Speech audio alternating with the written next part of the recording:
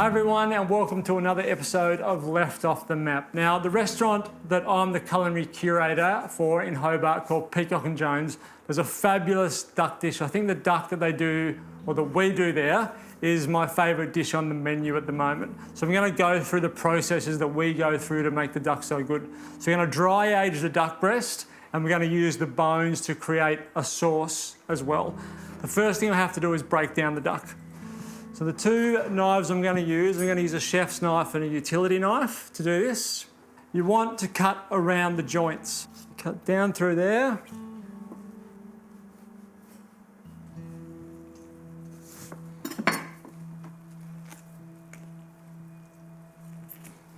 And that gives us our leg skin side down into our salt. I'll talk about why we use salt in a minute. So now we're going to take the crown off. So you want to find a part in the spine that you can push the knife through, and then just snap that spine.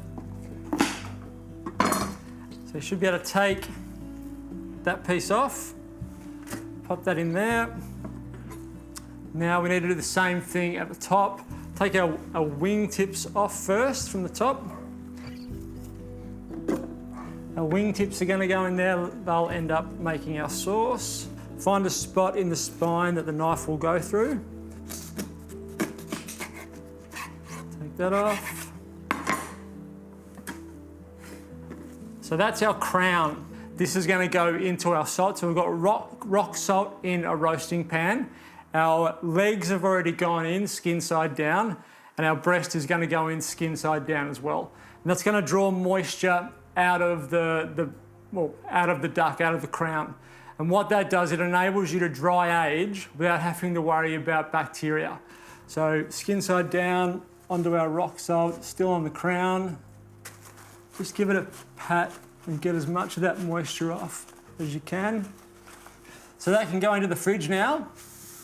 We'll keep that in there, check on it every day, but we're going to keep it in there for about 3 days. And what that does, dry aging it, takes moisture out, which intensifies flavour, and you're going to get a really crispy skin from that process. So the good reason that you buy a whole duck is to get all these little offcuts, these giblets. We'll roast those and create a stock out of them.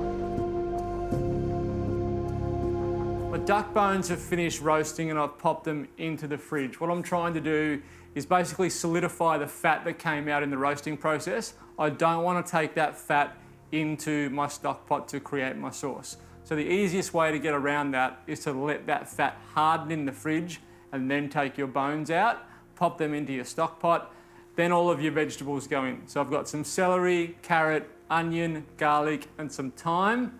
That's all gonna get chopped and go in with my duck bones.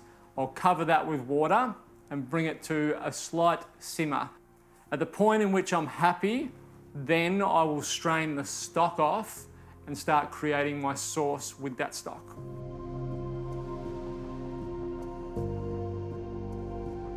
Here is the duck that we had on salt, and then after about 24 hours on salt, I took it off the salt and just left it turned over in the fridge to dry out. I've got some trimmings, so these are just the offcuts from the thigh bone that I took off these drumsticks when I was cleaning them up, and just a few little offcuts. And that's going to be the start of our sauce. So we've got our stock made. So heat on, oven on, temperature down to about 185 is fine.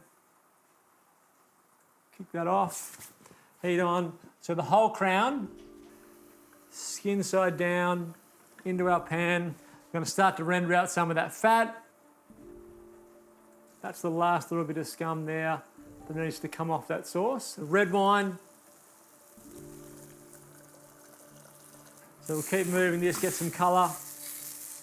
That's going to take about 15 to 20 minutes to reduce. I've got a fennel, or a quarter of a fennel, that I'm going to dice. So I'm going to try and get some of that fennel flavour into my sauce. My celery again. I don't need anywhere near as much of this as we had at the start of our stock. So like a quarter of what we had at the start of our stock. Garlic, probably just, I think we had like 3 or 4 garlic cloves. I just want a couple this time. And this time I'm using half an onion. All right, let's see how we're looking here. That colour is pretty good. Take that off the heat, into my oven. Now I need another smaller saucepan. I can turn the heat down, just a little bit of oil. I'm going to cook off my bones, my trimmings. So some colour on that. Once that's nice and golden, then my vegetables are going to go in. Then my reduced stock, red wine and ruby port will go in on top of that. It will reduce down one more time before we strain it, and we end up with our finishing sauce.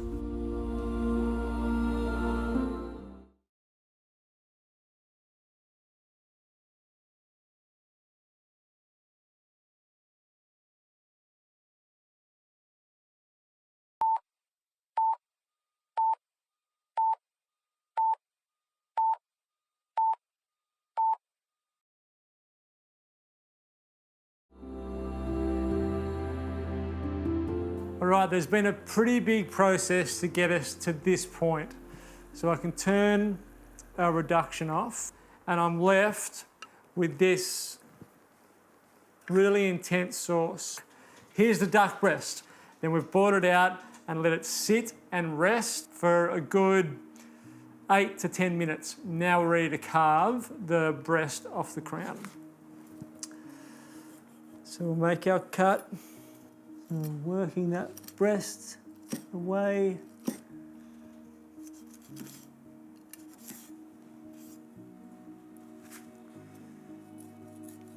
And that cooking on the crown is far more superior to the flavour that you get just cooking the duck breast as you normally would. So we've got a perfect piece of duck breast. Reduce my sauce down 30 seconds to a minute, and then that can be served. I'm not going to serve it on top because if I do that, what I've done to create my crispy skin, I'm going to ruin that. So that would go in a jug on the side to be added to the dish when it arrived at the table. So it would give me 30 seconds to a minute. While that's happening, I'll take my other breast off, and then we'll get our plate up. Well, that is kind of why you pay to go to a restaurant like Peacock & Jones, a 3-day process that creates duck breast like you've never had before. If you want to try it at home, you absolutely can, but if you want the full benefit, come into Peacock & Jones and see how the kitchen team and I do it there. All right, now we're off to Leap Farm to learn a little bit about goat's cheese and goats in general.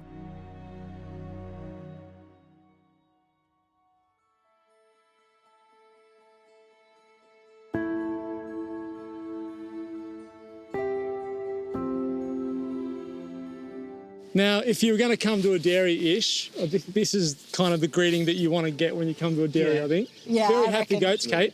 They should be happy. Look at where we are. It's a pretty magnificent place. Tongola is the dairy component of the farm. This is Leap Farm, Yes. where Tongola cheese is created. Yeah. So the goats obviously play a huge role in that cheese creation. How many goats do you have on the property? How many are giving milk and how many are here as kids, and what's the breakup? Yeah, so at the moment we've got about 175 goat kids. Wow. We've got 83 girls that we're milking at the moment. Yep. Tomorrow we'll have 84 because our last girl, who had a surprise baby last week, will be ready for the platform tomorrow. So we're only milking 84 goats, and Yep. we've expanded by 12. So last year we were milking 72. Yep. We're just trying to find the sweet spot where we can have as much production as we can, employ staff, but not so many staff that we become managers only. We want to be hands-on Yep.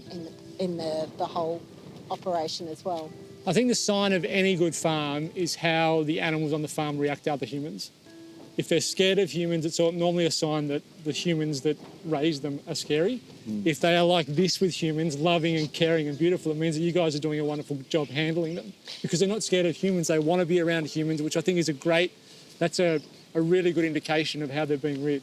It's really important for us. I mean, dairy goats have to be handled. Every time we milk them, we have to handle them. So it's really important to us that we know who they are. They all have a personality. They all have a name. And these little ties around their neck indicate to us who their mother is. I was wondering what these were, the little ties. So the mums have a dog collar with their name tag on it. Yep. And then when they have their kids, so that we can keep track of who's who and which lines we want to continue, we tag them. So they wear the same colour as their mum, and she just has the same tag on her collar. Now the dairy creations, Ish, how many are you using on the menu? Well, we do use a couple of your products, like, not many, right? Ah, for your dreads. We do cheeses, of course, like we're using Zoe at the moment. Yeah, that's a lactic curd. It's a young, fresh cheese, but it tastes more like an aged cheese. Yeah. It's a really interesting cheese. So we've got that on the ongoing menu, and Ian is coming up with another soft, I think, curdy style, more briny. He was telling something like that. Last week when I spoke to him, so that'll be showcasing on the menu on our lamb dish again. We use heaps of curry, goat's milk, like the curry itself, we blend it, so it's almost like runny, so we use it as a dressing in our sides and stuff,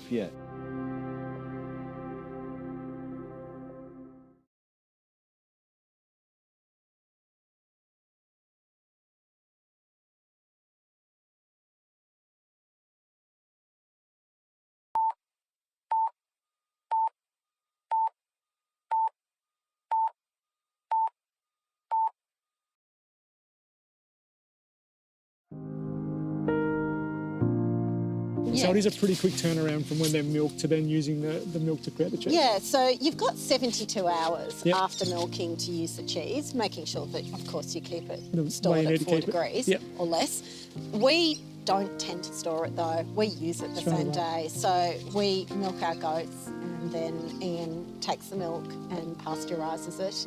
And that process will be happening while it's still warm. Yeah. And so that does a couple of things. We don't need as much energy, which is really important. We're a carbon positive farm, so we sequester more carbon than we emit. That's great. And you can see over on the top of the dairy that we've got solar panels, and we've got PV as well to heat the water.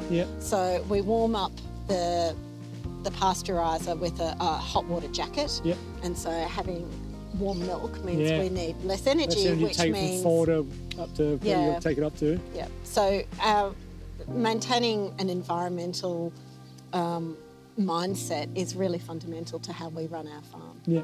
We like working with nature rather than against it, and we want everything to live. Yeah. Oh, mostly. They are absolutely beautiful, though. Like, this is one of the coolest experiences I've had, sitting here having a chat, learning more about the farm and the animals, and having them sort of just mill around us. This is almost therapeutic, I think. Oh, it absolutely is therapeutic. You have a bad day and you can't not smile around them, can you? But have it turn around when you get to sit down and have a few cuddles with these gorgeous creatures. They're so innocent and, like you said, so loving and caring, but they are absolutely gorgeous. Aren't you? Well, hey, can we go down and have a look at Ian creating some cheese? Absolutely. I think he's going to be hooping some of the curd for the Big Bee shortly. Oh, cool. That'll be good to have a look at, because that's, me and Ish were talking about that before. That's I think would be probably my favourite as well. That sort of hard, more mature one. Yeah, it's really hard. I keep thinking it's my favourite, but then I look at the curdy and it's so versatile. Curdy's your favourite, I think, isn't it? It's just so versatile. It's so versatile, You can just so much to do with it. Whip a little bit of caster sugar in it, or some berry syrup, and you've got something that's beautiful in colour as well as sweet. It's great in Ish desserts. was playing around with a dish last week and just made a change to it right at the end, added some of the curdy for a dressing for some charred broccoli, and it was phenomenal. Oh, that would be fantastic. So good. All right, let's go down and have a look at the dairy. Hey, have some cheese making.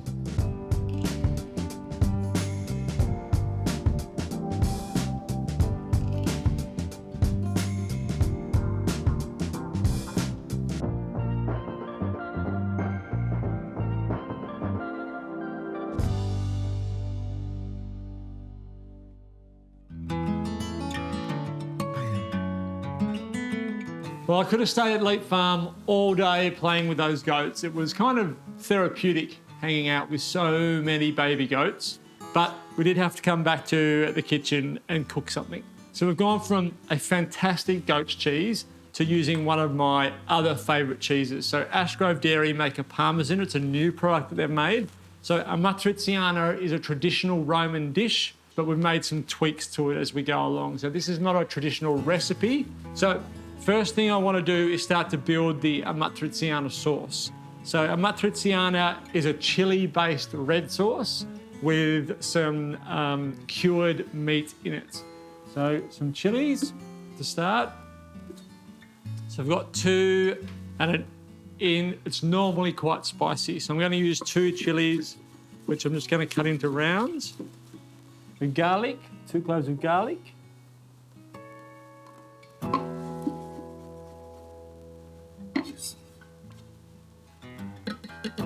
1 onion diced.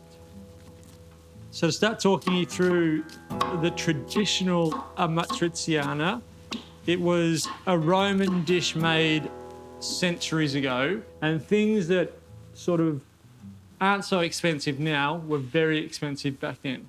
So salt was really expensive and oil was really expensive. You used a lot of things from your larder, stuff that you were preserving from when you had abundances of produce from the year before. Because we didn't have olive oil to be able to cook in, what they would do is they would take their cured meats, and we're using you need a really good quality bacon to make a matriciana work. So I've got a really good quality bacon in the box bacon. So I cut it into battens. So I've got about 3 rashers of bacon here. And then the same with our other cured meat. So we've got some salami. Same thing, cut into battens. So that is the base of our sauce. That's going to go into our pan now. So we start with a low temperature. And we start with a low temperature because we want to slowly bring as much of that locked in fat in that cured meat. We want to bring that out, melt it, and turn it into our cooking oil.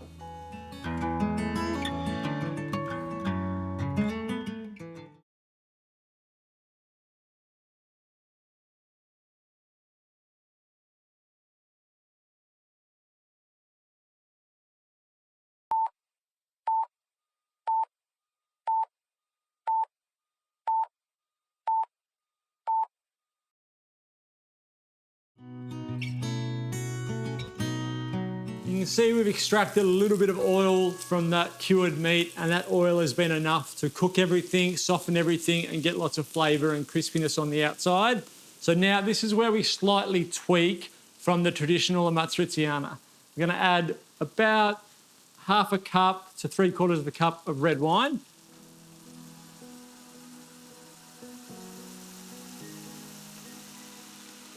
I'm going to reduce that down by half, and then I'm going to add my arrabbiata, which is my chili-based Barilla sauce. So reduce that. It'll only take about 3 or 4 minutes to reduce that down, then add my arrabbiata. And basically the sauce is done. The fresh herbs I'm going to add right at the end. So while that's waiting to reduce, I'm going to get my penne on, because by the time the penne is cooked, everything else will be ready to go.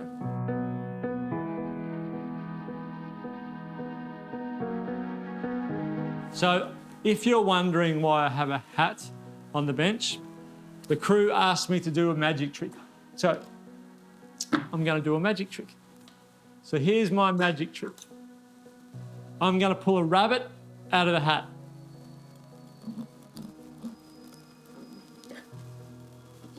Who thinks I can pull a rabbit out of a hat? Ready? Here we go.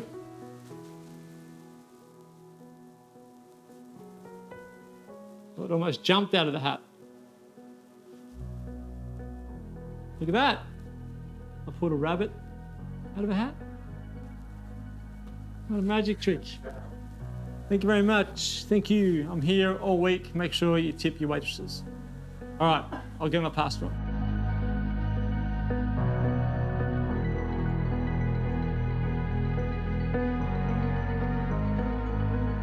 Pasta is a couple of minutes away, so I can turn the heat on that off. My sauce is done, so I can turn the heat on that off. I'm gonna add a little bit of lemon juice to my sauce just to help combat the chili. The good thing with lemon juice and chili is the chili flavour still stays, but the sort of intense capsaicin, which is the heat, isn't as strong. So that's great. So lemon and juice. So in a big glass bowl, pop your sauce.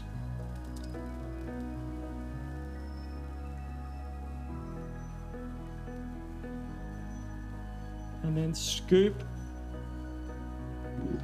your pasta out with a slotted spoon. You will take some of the pasta water, which is great. It's much easier to stir everything together and bring the sauce and the pasta together. All right, so I'm gonna plate this up into a bowl, then I'll shred some parsley and some basil, grate some parmesan over the top, and that's the end of our amatriciana. So that's my amatriciana, a slight tweak from the traditional amatriciana, and you got to see my magic trick. Hang around for more magic tricks to come. See you next time.